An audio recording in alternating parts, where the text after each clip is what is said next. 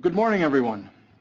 First, we'd like to thank you all for taking your time out of your day to take part in today's webinar on business video surveillance best practices. Before we begin, I have a few housekeeping notes that I'd like to share with you. We will be sharing slides today to help you follow along with the general conversation. If you have any questions at any time during the presentation, we will answer them at the end of the presentation during the Q&A period. In order to submit a question, you can just type them into the control panel under the chat tab, which is located on the right side of your screen, and then hit enter. Also, after today's live presentation, this webinar will be available on societyinsurance.com under the Risk Management, Education, and Training tab, and also on the Society Insurance YouTube channel.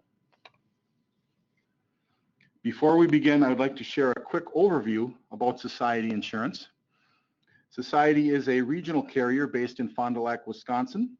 We currently also write in 6 other states, including Minnesota, Tennessee, Iowa, Indiana, Illinois, and of course, Wisconsin. Society has been writing workers' compensation coverage since our beginning in 1915. Today, however, we also offer property, liability, and commercial auto coverage with extensive knowledge and expertise and experience in protecting the hospitality industry. Our specialty is providing insurance for a select business niche with a focus on the small details that make the biggest difference. And again, before we get started, I'd just like to introduce your presenters today. My name is Jay Van Derzen. I've been a risk control representative with Society Insurance for over 20 years and have 12 years prior experience in the risk control field. Hello, I'm Christy Ensley. I'm a PAL claims rep at Society. I have 20 years of experience in the insurance industry. I've handled property, general liability, and auto claims. I've adjusted and managed claims for a diverse group of insureds ranging from family-owned businesses in the hospitality industry to large manufacturers. So let's get started. Our learning objectives today are to assist you with the benefits of a video surveillance program, let you know the types of systems available, the installation, placement, and operation of those systems, and data management practices. There are a number of benefits to a surveillance program. First, the reduction of employee theft and fraud to improve operations and productivity, ward off unwanted visitors, enhance safety, and not on this slide, but close to my heart, evidence for the defense of a claim. Let's start with a poll question. This is to help us give a better idea of where you are on the topic and what we might need to cover. And the question is, do you currently have a video surveillance system in your workplace?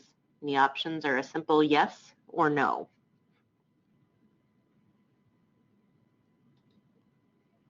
Okay, and Jay, my vision is pretty awful. Can you read those? Yes, it looks like about 54% of you all have a security camera system and 46% do not. Okay. So for those of you who have said yes, we'll take this opportunity to enhance or refresh your knowledge on the systems. And no, maybe this webinar will assist you in securing a surveillance system. All right, now we'd like to talk about the types of camera systems. Learning about these different systems will help you determine which is the best option for your business. The first system I'd like to talk about is a box-style camera. These are the most common types of camera systems. They can be used both indoors and outdoors. And one of the benefits to a box-style camera is the many lenses that are available. There are basically two, a varifocal lens and a fixed lens.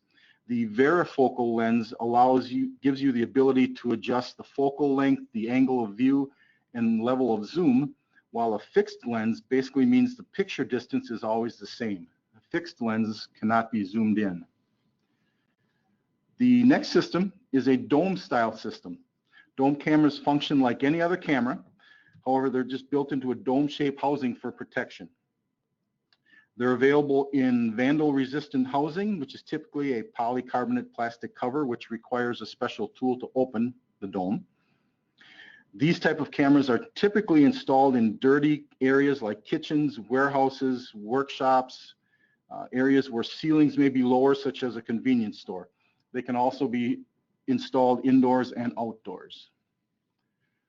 Another type of camera system is the pan tilt zoom camera, otherwise known as the PTZ camera. As the nickname indicates, the PTZ cameras pan, tilt, and zoom. They can be controlled via a joystick or software. You can program these cameras to run a variety of scan patterns or turn them just to preset locations. This allows you to focus on areas of interest. You can also survey a wide area or zoom in for details. The PTZ system can sweep a large area in a very short period of time. These systems are widely used at gas stations and convenience stores where they can be programmed to capture a vehicle at the pumps, then capture the license plate of the vehicle, and then move on to the next pump, just in case of drive-offs and things like that. The next system I'd like to talk about is the bullet camera. Bullet cameras are typically smaller in size compared to the other style of cameras. They're narrow and elongated, giving them a rifle bullet appearance, as you can see by the pictures on the screen. Hence their name, the bullet camera. Sometimes they're also called lipstick cases and lipstick cameras for that same reason, being long and cylindrical. Many of these type of cameras come with infrared, which is a technology that gives the viewer crystal clear image in low light conditions and even in complete darkness using built-in LED lights. These cameras can be mounted in a variety of different positions, which gives an advantage over other types of cameras such as dome cameras. These cameras are fixed, meaning they cannot pan or tilt. However, the direction in which they are pointed can easily be changed by the business owner without having to drill new holes, and can be used, using common tools and screwdrivers and things like that. There is also a system called the Internet Protocol camera, which is typically called an IP camera or a day-night camera. The IP cameras receive and send image data using the internet. These cameras have the ability to listen and speak to subjects of the video also. An owner can view the live footage remotely, and the files are typically saved on the cloud. IP cameras offer the best resolution, typically 4 to 5 times better than any analog camera out there. IP cameras can be wireless, and a hint at seeing a wireless IP camera, instead of a wire, there will be a small antenna on the camera. The next system is a thermal camera. Thermal security cameras let you see objects based on the heat they radiate. Since they detect heat, they can be used in environments where there is smoke, haze, dust, light fog, and complete darkness, whereas other cameras may not be able to detect a person's presence. And finally, there is the wide dynamic camera. As you can see by the picture, wide dynamic cameras are similar in appearance to dome cameras, but do have some differences. The wide dynamic cameras are capable of handling a wide range of light levels. These type of cameras are installed near building entrances where the light levels are constantly changing. At a building entrance, the amount of sunlight typically changes during the day due to sunrise and sunset. Artificial lighting can also be created in the parking lot, and also headlights can distort the camera. Now we have another poll question for everyone. Based on what we just talked about, which type of video surveillance systems are best used in areas that have large amounts of natural and artificial light? Which camera is best to reduce shadows in bright light conditions? Your options are a thermal camera, a day-night camera, otherwise known as an IP or an Internet Protocol camera, a wide dynamic camera, or a bullet camera. We'll give you a few seconds to answer that question.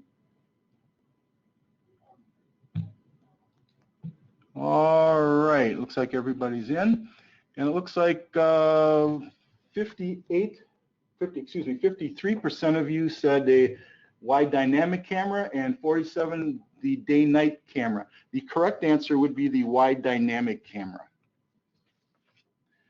Now I'd like to go on to the installation of video camera systems. Installation should always be done by a qualified professional, however, it can be done by you.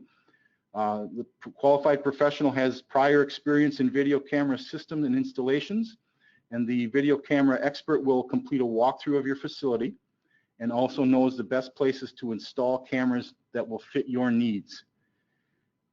If you do install cameras by yourself, you should always make sure that you identify any security threats on premises, any vulnerable areas, any camera limitations, like you might need night vision or motion sensors, things like that. One method of camera placement is called trap surveillance, where you place cameras so a person cannot move about your building without being seen on a camera. Choosing the right video equipment. Having the right kind of camera is very important. Some of the things you should think about are image quality and motion sensors. Do you need to capture sound? In some cases, you may need to capture sound. What about recording at night? A camera that has no night vision capability isn't going to give you any helpful information if an incident occurs at night. Once you determine the best camera for your needs, you'll want to make sure it's in the right location. So where should your cameras be located? There are many key areas to consider. On the next few slides, we'll talk about some of the most important areas to put cameras. Some of the most important places are entrances and exits, restricted areas, and asset storage areas. Exits and entrances are essential places for cameras so you can keep an eye on who enters, when they enter, and if they have proper authorized access to your building. It's always best to install cameras both inside and outside of all your entry and exit doors. You'll also want to put cameras in restricted areas, if you have any, so you can monitor the comings and goings of employees. This will help you see any attempts by unauthorized personnel to enter the room. Typical restricted areas are computer rooms, things like that, where you need a key card or an entry code to enter the room. Another important area is asset storage. These are important areas to monitor because it can reveal cases of employee theft that might otherwise go unnoticed. And some other important areas are points of monetary transactions, work areas, and loading docks. It's always a good thing to put cameras where there's points of money transfer, like over or near cash registers, teller stations, ATMs if you have any. And these cameras should always be placed at face level so you can see the person's face who is at that piece of equipment. Work areas are also important so you can keep an eye on your employees. You always want to let your employees know that the cameras are there for their privacy issues. These cameras may reduce slacking off, any harassment or misbehavior that occurs. It'll also assist in any possible workers' compensation claim handling, which we'll talk about later. Another area you may consider are loading docks, as a lot of valuable assets come and go through your loading dock area. This can be a hot spot for crime. Some other important areas are secluded outdoor areas like parking lots, alleys, and around dumpsters, first floor glass windows, and break rooms. Again, secluded areas around dumpsters and things like that carry the potential for harassment or other crimes. A camera in this area will keep an eye out for any suspicious behavior. And if you do have a camera on this area, it should be a live feed to your security office if you have a security office. It's also critical to cover first floor glass windows with a camera, as they are easily broken for immediate unwanted entry. And break rooms are also areas where employees do horseplay and theft can occur, and they should also be monitored. There are also some areas to avoid camera installation. In determining camera installation, you should know your state's privacy laws so you can and cannot monitor with what you can and cannot monitor with video surveillance. Just make sure you know your state's privacy laws. Respect the privacy of your employees, customers, as well as the law by ensuring that all cameras are placed in appropriate areas. Please avoid places like dressing rooms, exam rooms, hotel rooms, locker rooms, and restrooms. There are some common mistakes with video surveillance. Let's talk about a few of them. One mistake is improper camera placement.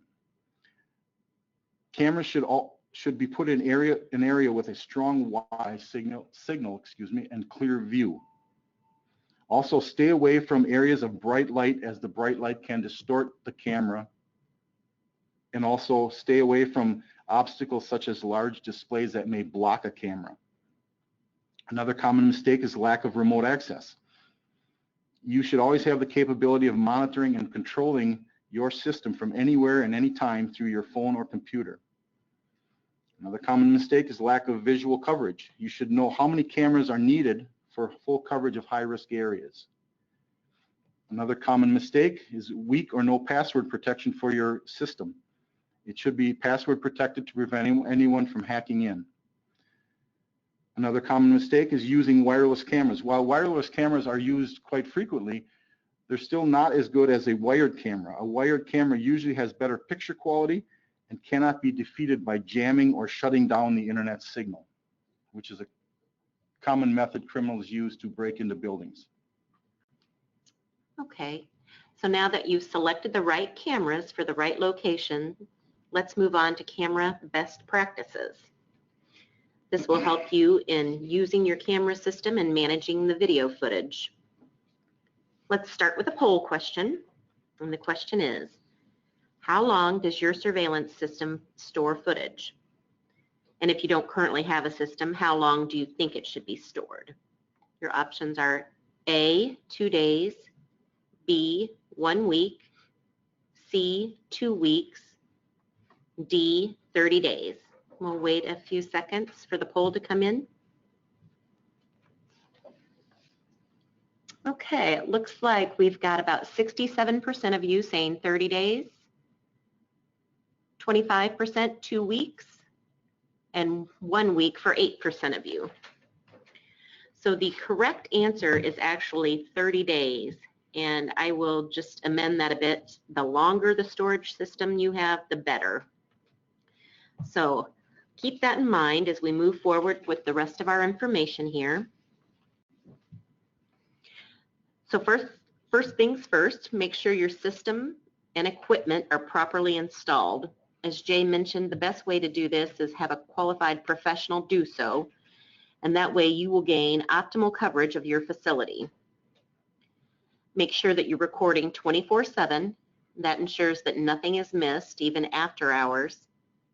Store the data on a DVR, and this is commonly regarded as the best way because Wi-Fi signal can be jammed or your internet connection could possibly be cut off.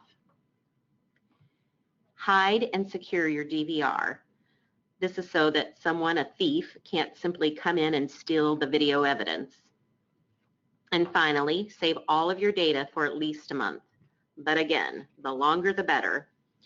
And I'll interject here just to let you know that you should duplicate any known incidents upon notice of that incident. Okay, let's move on to data management. There are a multitude of operating storage devices, and we don't have time to talk about the options and the benefits of each. So in the interest of time, please remember to familiarize yourself with your system and have that operating manual handy. This way, when you need to, you can easily secure the video right away. As we all know, technology moves pretty fast, and a lot of processes are becoming more and more streamlined. Back in the day, you would be able to record all of your footage on a VCR tape. And in order to watch that tape, you had to be right there, right in front of the VCR to watch it. Today, most surveillance systems can now be accessed remotely via your cell phone or your home computer. And this has obviously made watching the footage much easier. It also allows more people to access your video. Surveillance would contain sensitive information about your business and our customers. So efforts should be made to secure access to it. meaning login information such as username and password should only be provided to your managers. There can be a written incident log next to the facility, the DVR, to be kept and created, just showing the exact time and the date of the incident. At a later time, a manager can easily come back and copy the incident onto a USB. So how do you save the data? As we've mentioned a couple of times, all surveillance systems operate differently, and how you save that footage will be dependent on your system. The best practice for saving video is to record at least 30 days worth of footage. And that might seem like a long time, but you don't always know that an incident has occurred right at the moment it occurs. So the longer that you're able to go back and review the footage, the less you'll be reliant on the verbal he said, she said evidence. After locating the footage, save the video to a backup source. And as we said, each system is different, so you want to refer to your operating manual as the best way to save the video. And I'll interject here that if you don't immediately know how to back up the video, you can always use your cell phone, record it from the monitor, and save it and figure out how to get it to the right person at a later time. So let's move on to what incidents should be saved. Slip and fall claims are a big deal. They're really commonplace and they're quite costly. If a customer or an employee alleges to slipped, tripped, or fallen while on your property, just always save that footage. Oftentimes we see claims presented 6 months or longer after the incident. At Society Insurance, in the past 3 years, we have about 20% of our liability claims involving a slip and fall, and the average payout on these is $7,600. So you might imagine a lot of those payouts would be quite higher than that, and some quite smaller. Surveillance helps beyond measure in showing the mechanism of the fall to defend on liability and injury damages claimed. We often see patrons tripping over their own flip-flops, ignoring wet floor signs, and occasionally we'll catch someone setting up their own fall. As a sidebar, I recently defended a lawsuit where a patron alleged that he had slipped and fallen on a Super Bowl flyer. And the surveillance was very beneficial. It showed that the flyer was dropped just seconds before by another patron, and that our insured had no notice of the dropped flyer. We used the surveillance at mediation, and it greatly reduced the payout on a claim that could have had a lot of value for a complete rotator cuff repair with surgery and years of chiropractic care. I want to mention too, this is not as prevalent as slip and fall claims, but it's worth mentioning that the employee dishonesty is quite costly as well. We've had 54 claims, which isn't a lot in the past 3 years, but the average claim cost is $15,000. What else should be saved? When there are multiple sides to a story, it can be difficult to get a handle on the truth. A lot of incidents that result in a physical altercation may have started from a misunderstanding, and neither side would want to take blame. So we can't always capture sound on video surveillance, but a person's body gesture is difficult to mistake. Save that video surveillance of an altercation, and that may help determine what the cause was and could protect your business from bogus allegations. Along with physical altercations, slip and falls, keep track of video damage surveillance. Everyone has their own view on how an accident occurred, but the surveillance footage is indisputable. So again, if there's an incident, big or small, a potential for a claim is always present. Always document with a written log and save the surveillance footage. This additional evidence makes the claim process smoother, and in cases where a lawsuit is drawn out, it can be key to the eventual resolution of the claim. So this leads to, what if the surveillance is unfavorable? Meaning, what if it shows negligence or an unfavorable act? The policy is save it. Save it anyway. I know it seems counterproductive to save something that doesn't seem like it would do you any benefit, but there is always a claim possible for spoliation. And spoliation is the allegation made by an attorney that a business owner or even an insurance company intentionally got rid of evidence. So a claim for spoliation can create a lot more problems than the original injury claim itself. If the facts are bad, the claims department can try to resolve the matter before the claim ever gets far enough to where we would have to turn over the surveillance to the opposing party. I think we have reached the end of our webinar. We'd like to take some time to answer your questions. Again, as Jay had said, you can type them into the webinar control panel on the right where you see chat and then hit return. And go ahead and send those to us now if you haven't already done so, and we'll do our best to get an answer to everyone. We'll give you a few minutes to type Yeah, these take some questions in. time. Okay, some questions are coming in. First one is, what type of camera is best for a restaurant? What we would advise is go to a video camera professional and get his opinion. We talked about the variety of systems. Each system has its pros and its cons, lighting, night vision, things like that. So I would recommend going to a professional and getting their opinion where to place cameras and that type of thing. All right, another question coming in. Can you buy it? Can I buy my system from a big box store? Yes, you can. They're typically going to be a little cheaper. Quality might not be as good as a system installed by a professional. You get what you pay for, I guess. If you want to spend a little more money and get a little better video system, then I would go to a professional. It'll help in fighting claims and fight losses. All right, let's wait a couple seconds here.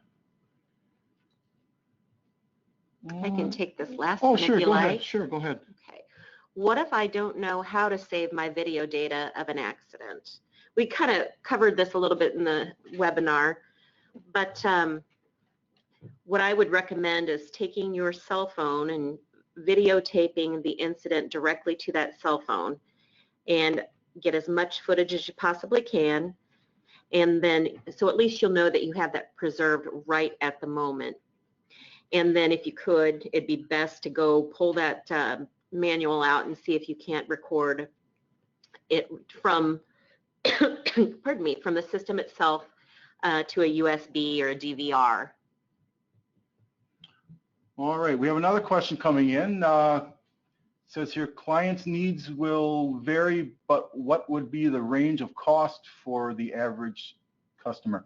That's going to vary. Depends how many cameras you put in, what type of cameras, how many cameras.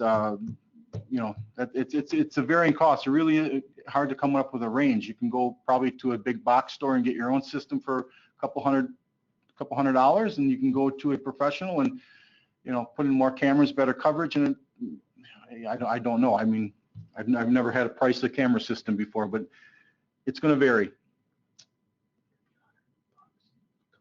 It could be a couple hundred to thousands. So, next question. Do you have a vendor you recommend or way for an insured to purchase cameras? We do not recommend any camera installers. I would check the internet for your local retailers and camera professionals. That would probably be the best way of going about doing it. Okay, next question. What is your recommendation if you have an ATM in your restaurant? We talked about that before. I would have a camera right over the top of it, or even pointing at the face of the customer who's at the ATM. That would be the best practice. Is there a recommended resolution comparing hard drive storage space to picture quality? Again, that's something you would probably want to talk to a professional on for that. And that's going to vary, and they're going to know a lot more than what we're going to know on that. Next question, would that need extra, okay. Is there a recommendation, okay. I Would think that that need, goes along with the ATM question, yeah. oh, okay, goes along with the AT, same person. Would that include, need extra cameras? No, just, yeah, then just cameras about the place and put one over your, or near your ATM so you can catch the face of the person going into the ATM. You don't obviously want to catch all their passwords and things like that. That would be a place not to put a camera, as we discussed earlier. Yeah, you want to focus on the customer, not their private information. So, all right. Next question. What if I don't know how to save my video data of an accident? Okay, I think we touched briefly on that. Go ahead and use that cell phone and just record it from the monitor, from your surveillance monitor. Get as much data as you can, and then immediately pick up that manual and try to do it from your system itself. But if you record it to your phone, you can just ensure that you definitely have it somewhere in the event it becomes important later.